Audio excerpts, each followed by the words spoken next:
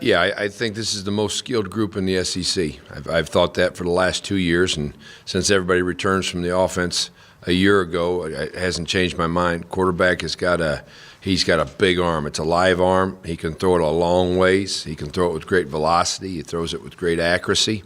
The receivers can all get it. I mean, they do it every week. They 63, 75, 63. Big play after big play after big play. They got great hands. They tested us a year ago in both loose and press coverage and made us pay in both of those areas. Overall, was that one of the better weeks of performance that you guys have had last week? I thought it was our best outing as far as SEC football games go. I was proud of our kids. I thought our preparation was exceptional. I thought the execution on game day was as high as it's been. Their effort was phenomenal. When we graded it out, it was the highest that it's been all season. We fit and accounted for the quarterback for the most part. He got some, what I would describe as some cheap stuff that came as a result of ad-libbing and scrambles. But as far as the quarterback run game, we were where we were supposed to be and had him bottled up. We certainly gave ourselves a chance to win. Big game for him. What did he do really well? Well, started with effort there too.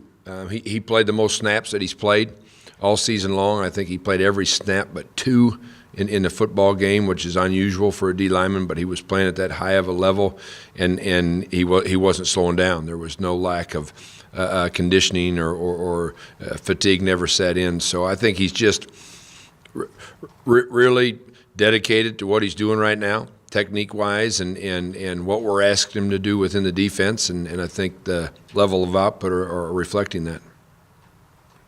I think Locke's thrown some like 3 or more touchdown passes in 7 straight games. Kind of a crazy stat.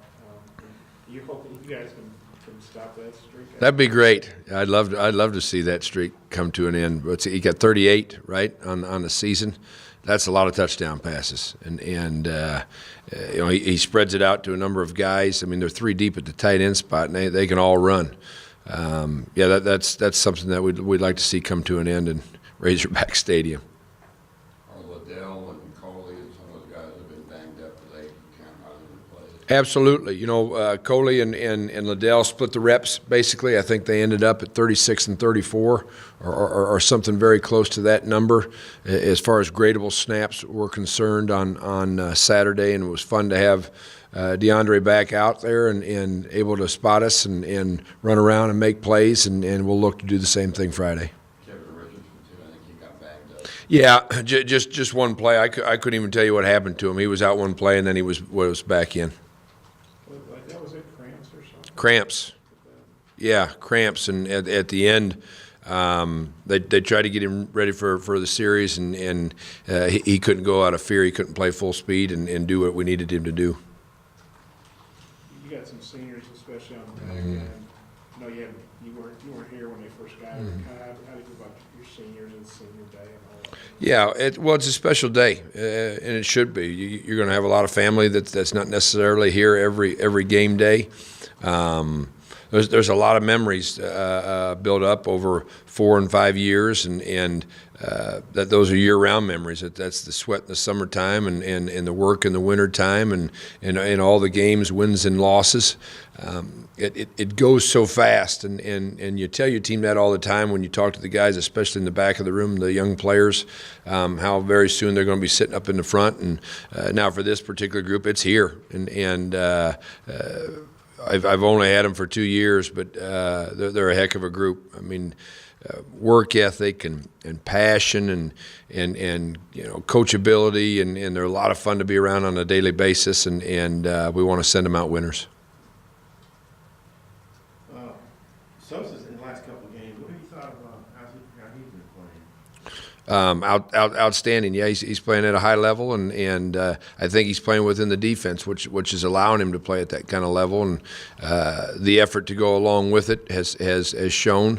You know, that caused fumble that he had was a big play, obviously, but I mean to make that play took extra effort and well-placed hand and violent action.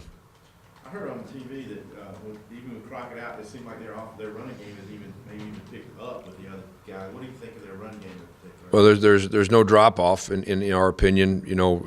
21 has 822 yards, I believe it is. That's a lot of yards for a guy who was formerly the number 2 guy, and 33 is a big, powerful runner. So I mean, no different than tight end. I mean, they were at least 3 deep there before too, and they want to run the football as well as they throw it, and they're throwing it for 300 yards a game. They're running it for 200 yards a game, and those are large numbers. I know you're focused on their offense preparing, but they were 1-5, now they won 5 in a row, and they haven't beaten Alabama or Georgia, but they're plowing people pretty good. What's your take on the way they've turned their season around? Well, I think confidence when you get to a couple opponents and get a couple wins, and then you get more confident in everything that you're doing in all phases, you begin to play at a higher level. Confidence is so important, and they've got it at the right time, and they are playing very, very well right now. Paul, how are you guys dealing with just the comments around the program about the future of the staff, future of Brad? People are talking about that? Yeah, they are. Oh, I wouldn't be aware of that. No, 29 years of being in it, and been hired, been fired, and been that way as a head coach, been that way as a coordinator, been that way as a complete staff. You do the best you can. You do it every day. You don't back off that. You don't change course. I'm very fortunate to have a tremendous coach's wife who's been through it as well, and she gets it, she understands it, and she's able to block it out just as well as I am. And 2 grown sons that lived it playing for me when their old man got fired. So we come by it honestly and appreciate the fact that it goes along with the profession, and you can't change who you are or what you're doing. Can you talk about the trophy game aspect Friday at all? Oh, absolutely. Absolutely.